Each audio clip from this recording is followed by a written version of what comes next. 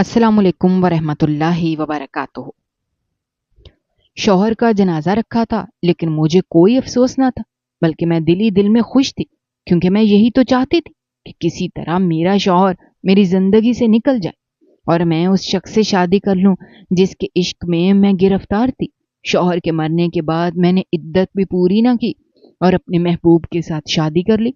लेकिन शादी की रात ही मेरे होश उड़ गए जब मुझे पता चला कि मुझसे कितनी बड़ी गलती हो गई है, क्योंकि मेरे दूसरे शौहर ने तो नशा करके पहली रात ही मेरे शौहर का जनाजा मेरे सामने रखा हुआ था। सफेद कफन में लिपटा मेरा शौहर इंतहाई खूबसूरत और नेक नजर आ रहा था। उसके चेहरे पर धीमी सी मुस्कुराहट थी और घनी घनी पलकें उसकी खूबसूरती को चार चांद लगा रही थीं। ऐसा लगता था जैसे किसी ने सफेद चादर में कोई फरिश्ता लपेट दिया हो। इर्द गिर्द बैठी औरतें धीमे धीमे आपस में सरगोशियां कर रही थीं। बड़ा ही नेक था खालिद, कभी किसी का दिल न दुखाया। इतना अच्छा इंसान तो मैंने पूरी जिंदगी में न देखा। अपनी बीवी को भी उसने कैसे सर आंखों पर बिठा रखा था। हर कोई शैला की खुशनसीबी पर हैरान हो जाया करता। लेकिन देखो बेचारी को कैसी नजर लग गई है। जवानी में बेवा हो गई, शौहर ने साथ छोड़ दिया, अब जिंदगी कैसे कटेगी। इस बेचारी के तो आगे पीछे भी कोई नहीं है।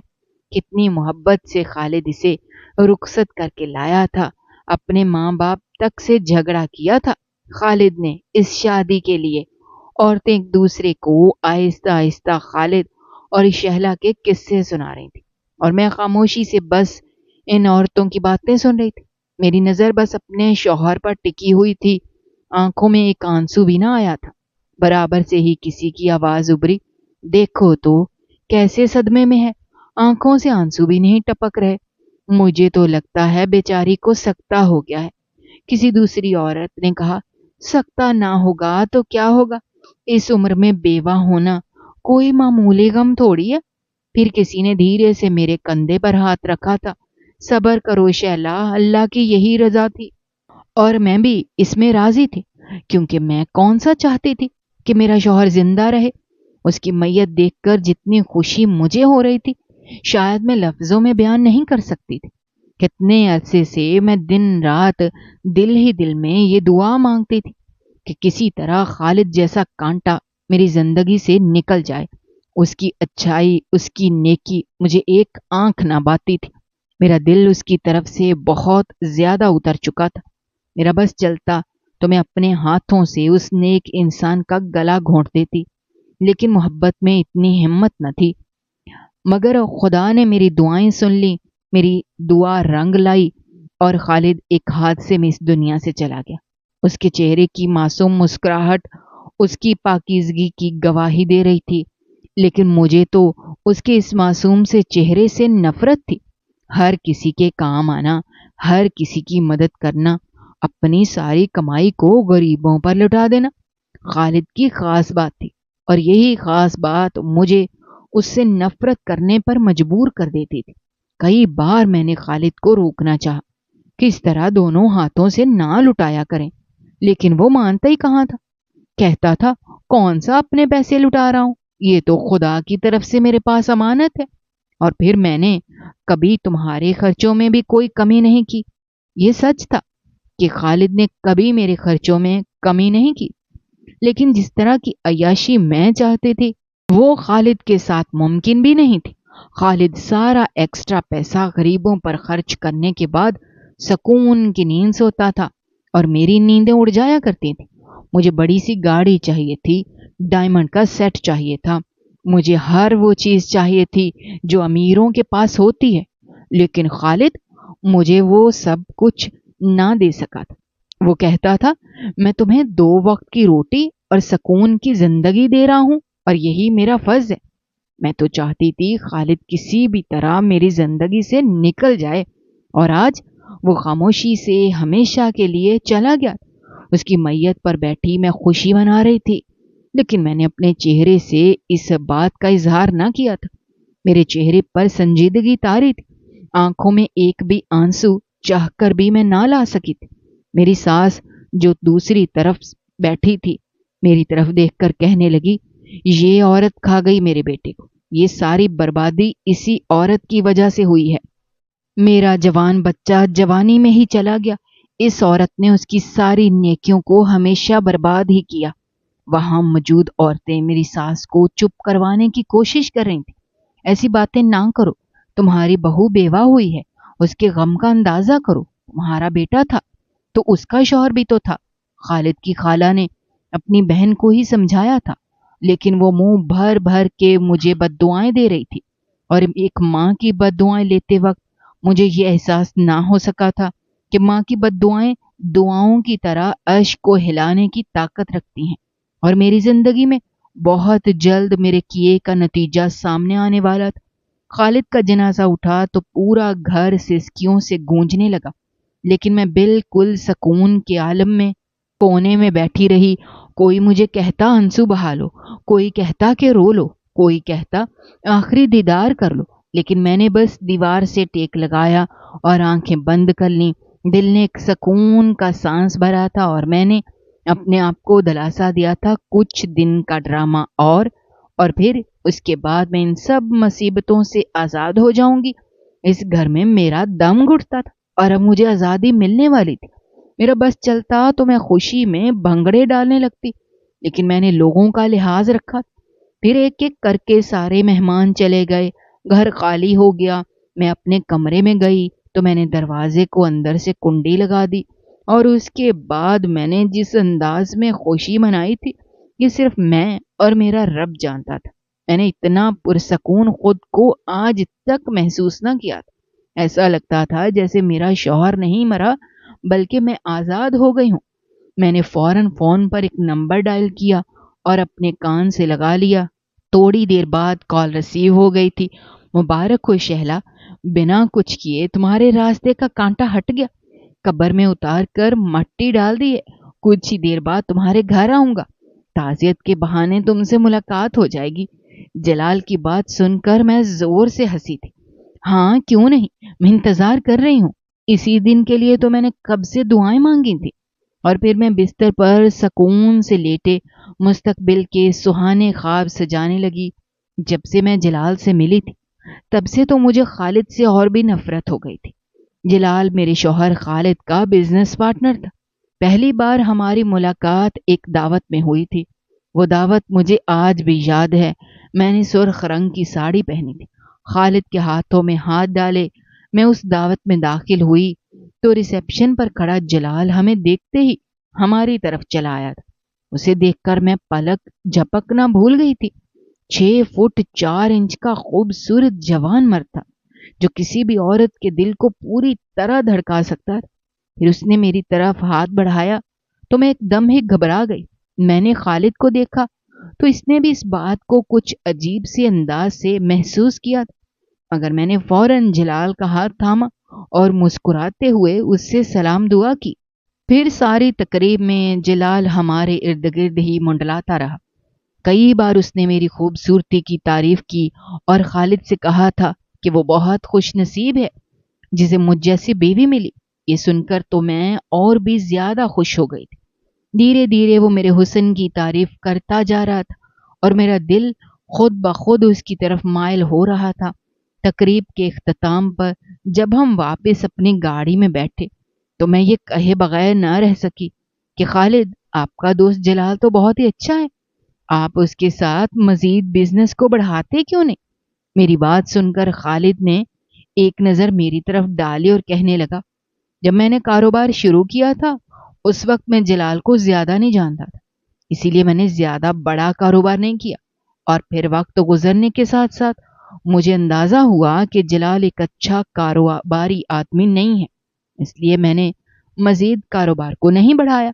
میں اس سے زیادہ ملنا اس لیے پسند بھی نہیں کرتا۔ خالد نے سرسری طور پر یہ بات کہی تھی، لیکن میں حیران رہ گئی تھی۔ مجھے تو جلال میں کوئی برائی نظر نہیں آئی، اور یہی بات میں نے خالد سے بھی کہہ دی کہ جلال میں ایسی کون سی برائی ہے۔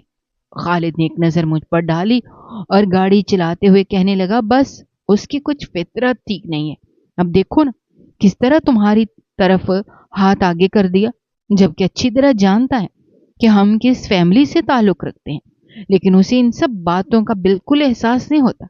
خالد کی بات سن کر مجھے بڑا غصہ آیا تھا۔ ایسی دقیانوسی سوچ نہ جانے کب سے خالد کے اندر سما گئی تھی، یا پھر میں ہی اندھی تھی جسے خالد کی سوچ کا علم نہ ہو سکا تھا، اور اس کی محبت میں گرفتار ہو کر میں نے اس سے شادی کر لی تھی۔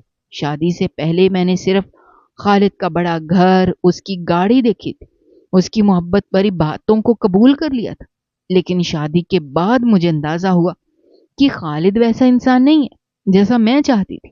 مجھے پانی کی طرح پیسہ بہانے کا شوق تھا، مجھے ہر چیز عالی شان چاہیے تھی۔ میں چاہتی تھی کہ خالد مجھے لے کر دنیا جہان کی سیر کرے۔ ایسا نہیں تھا کہ وہ کوئی ظالم شوہر تھا یا مجھ پر پابندیاں لگاتا تھا، لیکن وہ جو کچھ بھی کماتا وہ بیوہ عورتوں اور یتیم بچوں کے پیچھے خرچ کر دیتا۔ میری ضروریات سے اس نے کبھی اپنا ہاتھ نہ روکا تھا، لیکن جو آسائشیں میں چاہتی تھی وہ ان آسائشوں کو میرے اور اپنے لیے پسند نہیں کرتا تھا۔ اسے سادگی سے زندگی پسند تھی، اور یہی بات مجھے نہ صرف حیران کرتی تھی بلکہ مجھے اپنی قسمت پر غصہ بھی آتا تھا کہ اتنے امیر انسان سے شادی کرنے کے باوجود بھی میں بہت سی چیزوں کے لیے صرف سوچ کر رہ جایا کرتی تھی۔ پھر دھیرے دھیرے میری اور جلال کی ملاقاتیں بڑھنے لگیں۔ جلال اکثر ہی خالد کی غیر موجودگی میں کسی نہ کسی بہانے سے ہمارے گھر چلا آتا اور میری تعریف کیے بنا نہ رہتا۔ کئی بار تو اس نے مجھ سے یہ بھی پوچھا تھا کہ شہلا، آپ نے خالد سے شادی کیسے کر لی؟ خالد جیسے انسان کے ساتھ بھلا کوئی لڑکی کیسے رہ سکتی؟ ایسا لگتا ہے جیسے کسی اور ہی سیارے کی مخلوق ہو۔ مجھے تو لگتا ہے دنیا دکھاوے کو نیک بنتا ہے۔ جلال کی بات سن کر میں بھی سوچ میں پڑ گئی تھی۔ واقعی آج کے دور میں اتنا نیک انسان بھلا کیسے کوئی ہو سکتا ہے؟ مجھے بھی یہی لگنے لگا تھا کہ وہ دنیا کو دکھانے کے لیے یہ نیکیوں کا کام کرتا ہے۔ خالد کی ماں سے بھی میری ایک نہ بنتی تھی، کیونکہ خالد نے مجھ سے اپنی پسند سے شادی کی۔ اس کی ماں اس شادی پر خوش نہ تھی۔ اگر میں زیادہ خرچہ اپنے میک اپ پر کرتی تو میری ساس کو بہت برا لگ جاتا۔ بھی اپنے بیٹے کی طرح ہی نیکی کا لبادہ اوڑے ہوئے تھی، کم سے کم مجھے تو ایسے ہی لگتا تھا۔ وہ دونوں ماں بیٹے جھوٹ موٹ کے نیک اور ہمدرد بنتے تھے۔ 6 مہینے گزرے تو میرا دل جلال کی طرف پوری طرح مائل ہو گیا۔ کبھی کبھی تو وہ راتوں کو مجھے فون کرتا اور میں خالد سے چوری چپ کے اس کا فون اٹھا کر اس سے محبت بھری باتیں کرنے لگتی۔ میری بہت سی خواہشات ایسی تھی جو جلال نے پوری کی تھی۔ مجھے دوسرے ملکوں کے مہنگے ترین میک اپ لا کر دیا کرتا اور میرے دل کی مراد پوری ہو جاتی۔ البتہ میں ان سب چیزوں کو خالد سے چھپا کر رکھتی۔ پھر دھیرے دھیرے مجھے یوں لگنے لگا جیسے میری زندگی خالد کے ساتھ برباد ہو رہی ہے۔ میری جوانی گزرتی جا رہی تھی اور خالد کے ساتھ مجھے وہ خوشی حاصل نہیں ہو رہی تھی جس کی میں تمنا رکھتی تھی۔ یوں ہی لگتا تھا جیسے جلال وہ انسان ہے جو میری ہر خواہش پوری کر سکتا ہے، جو بالکل میرے جیسا ہے، جسے میری طرح خرچہ کرنا بھی پسند ہے، اور اسی لیے میں نے جلال کے ساتھ اپنے روابط کو اور بھی بڑھا لیا۔ میرا دل چاہتا تھا کسی طرح بس خالد مجھے چھوڑ دے، اور اس لیے میں خالد کے ساتھ برا سلوک کرنے لگی تھی۔ اس کی کوئی بات نہ مانتی، ہر بات میں اسے نیچا دکھاتی۔ وہ جب بھی کسی کی مدد کرنے لگتا تو میں ہاتھ پکڑ کر اسے روکنے کی کوشش کرتی، لیکن خالد مجھے یہی سمجھاتا کہ یہ چھوٹی چھوٹی نیکیاں ہماری زندگیوں کو آسان بناتی ہیں اور ہمیں بڑی بڑی پریشانیوں سے بچاتی ہیں۔ اور میں غصے میں خالد سے کہتی، بس اب یہ ڈھونگ ڈرامہ بند کرو، ہماری شادی کو اتنا عرصہ ہو گیا ہے، اب تو مجھے بھی سمجھ آ گئی ہے کہ تم یہ سب کچھ صرف دنیا دکھاوے کو کرتے۔ میری بات سن کر خالد اکثر ناراض ہو کر مجھے دیکھتا، کبھی کبھی تو اس کا چہرہ اتر سا جاتا، لیکن مجھے اب اس کے جذبات سے کوئی فرق نہیں پڑتا تھا۔ وہ غصہ ہو یا غمگین، مجھے کوئی لینا دینا نہیں تھا۔ میں تو چاہتی تھی وہ بس مجھے آزاد کر دے، لیکن مجھ میں اتنی ہمت نہیں آئی تھی کہ میں اس سے طلاق مانگ لیتی۔ مجھے اکثر خوف ستاتا تھا کہ اگر میں نے اس سے طلاق لے لی تو میں کہاں جاؤں گی، کیونکہ جلال نے مجھ سے اب تک شادی کی بات تک نہ کی۔ اور پھر ایک دن اچانک ہی خالد کا ایکسیڈنٹ ہو گیا۔ وہ اتنی خاموشی سے اس دنیا سے گیا کہ کسی کو پتہ تک نہ چلا، لیکن اس کے جنازے نے دنیا کو بتا دیا کہ وہ کس قدر نیک تھا۔ इतने लोगों ने शिरकत की थी कि शायद गिनती भी नहीं की जा सकती थी। कितनी औरतें मेरे पास आकर बैठकर रोई थीं कि खालिद उनके घर चलाता था। कितने ही यतीम बच्चे खालिद के लिए सिपारा पड़ रहे थे। लेकिन एक मैं थी जिसका दिल सुकून और खुशी से भरा हुआ था। और फिर जब जलाल ने बताया कि खालिद की तदफीन हो चुकी है और वो मुझसे मिलने आ रहा है, तो मैंने उठकर जल्दी से अच्छा सा लिबास पहना, गहरी लिपस्टिक लगा ली। रात के 11 बजे के करीब जलाल मुझसे मिलने के लिए आया। उस वक्त तक सभी मेहमान चले गए थे। मैं अपने कमरे से निकली क्योंकि जलाल ड्राइंग रूम में बैठा हुआ था। लेकिन जैसे ही मैं ड्राइंग रूम में कदम रखा तो मेरी सास ड्राइंग रूम में जलाल के साथ बैठी थी। मुझे देखकर हक्का बक्का रह गई। फिर गुस्से में कहने लगी, बहू, कुछ शर्मो हया होती है। शाम को ही तुम्हारे शौहर का जनाजा उठाए और तुम्हारी तैयारी देखो। क्या तुम्हें ये नहीं मालूम कि शौहर के मरने पर बीवी को इद्दत करनी होती है? जलाल ना महरम है। जाओ अपने कमरे में और ये लिबास तब्दील करो। और अब जब तक तुम्हारी इद्दत खत्म ना हो, मैं तुम्हें इस लिपस्टिक वगैरह में ना देखूं। तुम्हें तो कोई तौर तरीका ही नहीं आता। सास की बातों ने मेरे अंदर आग लगा दी थी। मैंने जलाल की तरफ देखा तो वो बेचारा भी खामोशी से मुझे देख रहा था। मेरी सास के आगे वो भी कुछ ना कह सका था। मैं पांव पटकती अपने कमरे में आ गई थी। जलाल कुछ देर बाद वापस चला गया था। फिर उसने फोन करके मुझे कहा कि तुम्हारी सास के होते हमारा मिलना मुमकिन नहीं है। मैं भी फूट फूट कर रोने लगी थी। खालिद से आजादी मिली थी तो सास के नाम की जंजीर मेरे पैरों में जकड़ी गई। लेकिन मैं क्या करती? मेरा कोई मैका नहीं था। मुझे अपनी सास का ही सहारा था। इसीलिए उनकी बात सुनना मेरी मजबूरी थी। और भी जलाल ने बहुत आहिस्तगी से ऐसी बात कही कि मैं एकदम ही चौंक गई। कहने लगा, तुम वो घर छोड़ क्यों नहीं देती हो? अब तो तुम्हारा शौहर भी नहीं है, तुमसे कौन सवाल जवाब करेगा? मैंने कहा, जलाल, मैं ये घर छोड़ दूं तो कहाँ जाऊं? कहने लगा, मेरे पास आ जाओ। ये इद्दत वगैरह को छोड़ो, मैं तुम्हें अपना लूंगा। उसकी बात सुनकर मैं हैरान रह गई। ये पाबंदियां तो मुझे भी बर्दाश्त नहीं थी। इसीलिए मैंने उसकी बात मान ली। 2-4 दिन खामोशी से गुजारे और फिर उसके बाद अपना सामान समेटा। खामोशी से एक रात इस घर को छोड़कर निकल गई। जलाल की गाड़ी ने मुझे गली के कोने से पिक किया था और फिर वो मुझे अपने एक छोटे से फ्लैट में ले गया था। कहने लगा, घर वालों को तुम्हारे बारे में कुछ नहीं पता, इसीलिए अपने घर नहीं ले जा सकता। अलबत्ता हम यहाँ साथ रह सकते हैं। ये कहकर वो मेरे नजदीक आने लगा था। मैं घबरा कर पीछे हुई और कहा, जलाल, तुमने कहा था तुम मुझसे शादी करोगे। वो कहने लगा, हाँ, शादी भी कर लेंगे, लेकिन पहले थोड़ी मोहब्बत तो हो जाए। जलाल की बात सुनकर मैं घबरा गई और कहा, नहीं जलाल, मैं पहले शादी करना चाहती हूँ। वो हंसा और कहने लगा, फिर मैं सुबह ही किसी काजी और गवाहों को ले आता हूँ और हम शादी कर लेते हैं। उस रात वो मुझे उसी फ्लैट में छोड़कर चला गया और फिर अगली शाम वापस लौटा। उसके साथ काजी और गवाह भी थे। बगैर इद्दत पूरी किए मैंने जलाल के साथ निकाह कर लिया था। मैं बड़ी खुश थी क्योंकि मुझे मेरी मंजिल मिल गई थी। जलाल ने कहा था वो जल्द ही अपने घर वालों को भी सब कुछ बता देगा और फिर सब कुछ ठीक हो जाएगा। जलाल ने मुझे मुस्तकबिल के हसीन ख्वाब दिखाए थे कि वो मुझे 7 समंदर पार की सैर करवाएगा, मुझे बड़ा सा बंगला गिफ्ट करेगा, मेरे पास खूब सारी गाड़ियां और नौकर चाकर होंगे और मैं बस इन्हीं साने ख्वाबों में झूला झूल रही थी। ये सब चीजें मुझे खालिद के घर पर भी मुयस्सर थीं, लेकिन मैं हर चीज बहुत ज्यादा चाहती थी।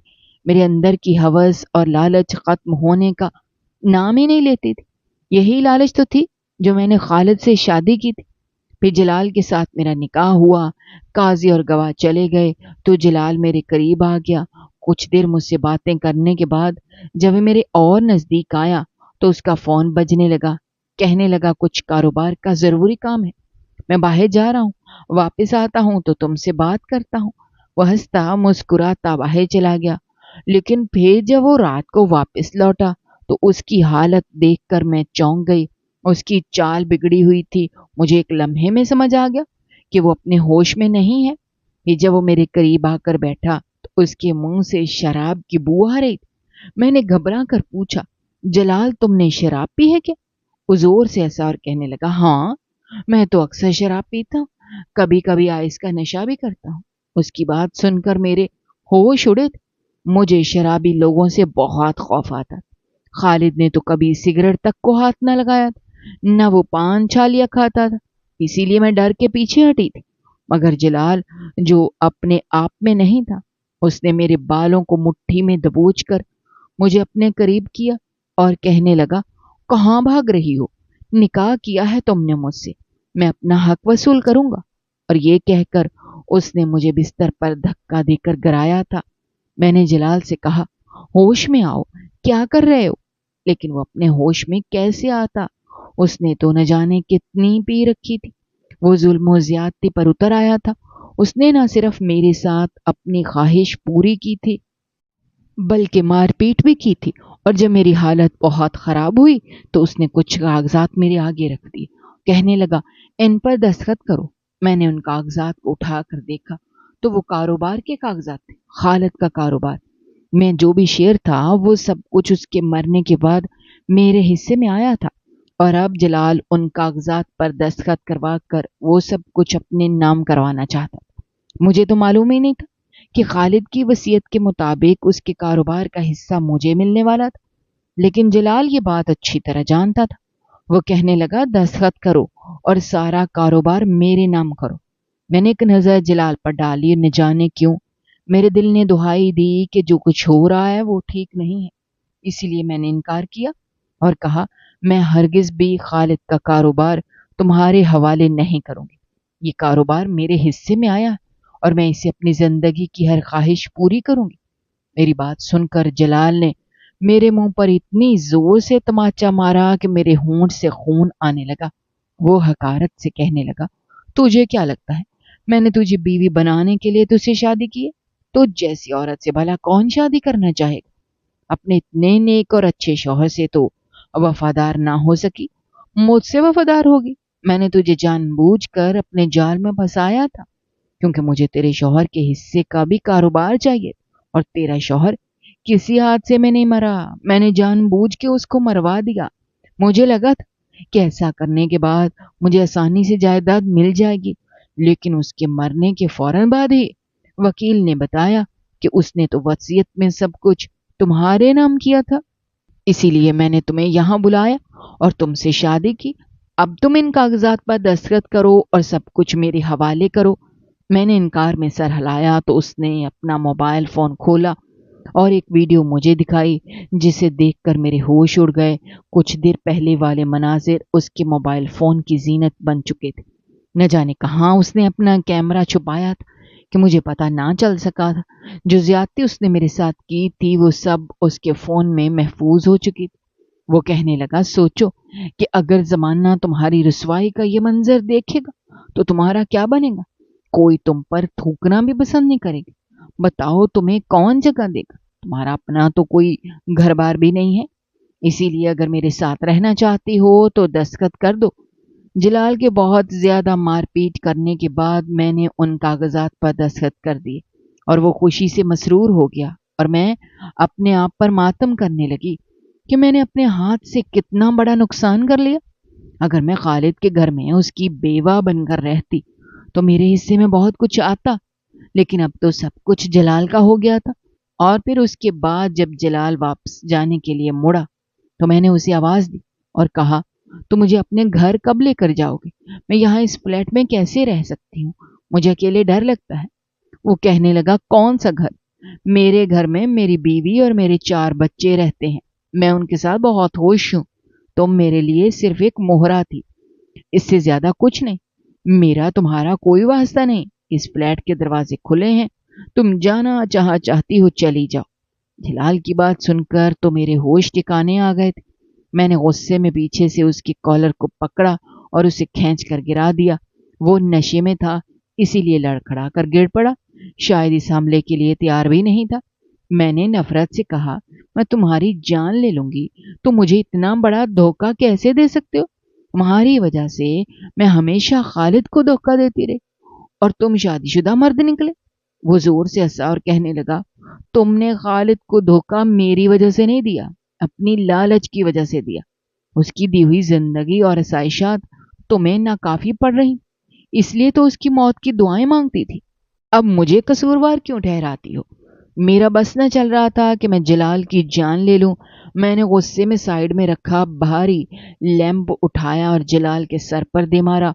उसका सर फटा और फर्श पर खून बहता चला गया।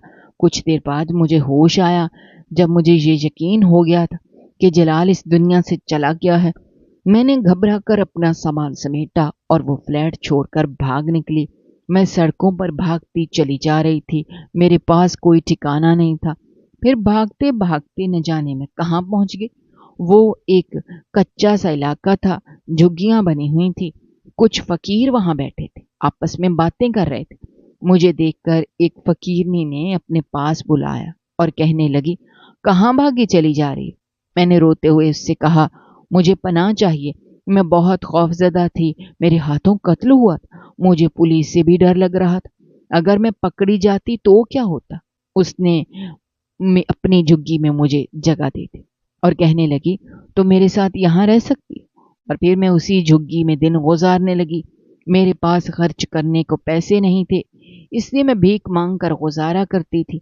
सड़क पर बैठकर भीख मांगते हुए बेख्तियार मुझे खालिद याद आता, जो सड़क पर से गुजरते हुए हर भिखारन की मदद किया करता था। कितने ही गरीब बच्चों को उसने पढ़ाने के लिए स्कूल तक भेजा था। एक दिन मैं ऐसे ही कटोरा लेकर सड़क पर बैठी थी, जब एक गाड़ी मेरे पास आकर रुकी। शीशा उतरा और किसी ने हाथ बढ़ाकर मेरे कटोरे में नोट डाले थे। मैं बस सर झुकाए बैठी हुई थी, लेकिन फिर मैंने चौंक कर सर उठाया, क्योंकि गाड़ी आगे नहीं बढ़ी थी।